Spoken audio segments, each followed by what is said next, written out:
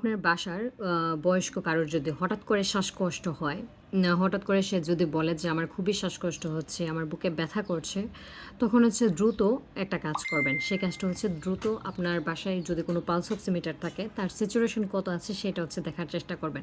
And আমার মনে হয় যে বাসায় বয়স্ক কেউ না থাকলেও সবার বাসায় একটা পালস অক্সিমিটার রাখা উচিত। প্রথমত হচ্ছে আপনার প্রধান কাজটা হবে যে হচ্ছে পালস অক্সিমিটার দিয়ে তার অক্সিজেন স্যাচুরেশন কত আছে তা দেখার জন্য।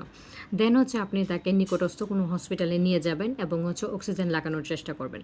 যদি হচ্ছে স্যাচুরেশন 97 বা 95-এর নিচে, 95 বা 90 নিচে কমে যায়, তখন আমরা হচ্ছে তাকে অক্সিজেন লাগাই 1 to 2 লিটারে।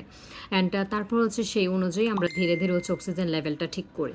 তো বাসায় কারোর যদি হঠাৎ করে দ্রুত শ্বাসকষ্ট উঠে, প্রথমত আপনি স্যাচুরেশন দেখবেন, তারপর হচ্ছে নিকটস্থ কোনো হসপিটালে নিয়ে অক্সিজেন লাগাবেন।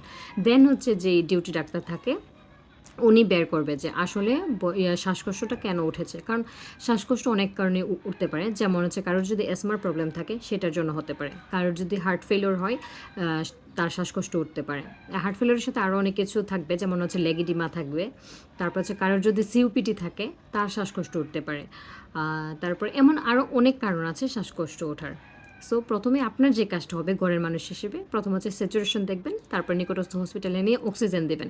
তারপর হচ্ছে আপনার ডাক্তার টেস্ট করবে অ্যান্ড হচ্ছে কিছু পরীক্ষা নিরীক্ষা করবে নিজের হাতে।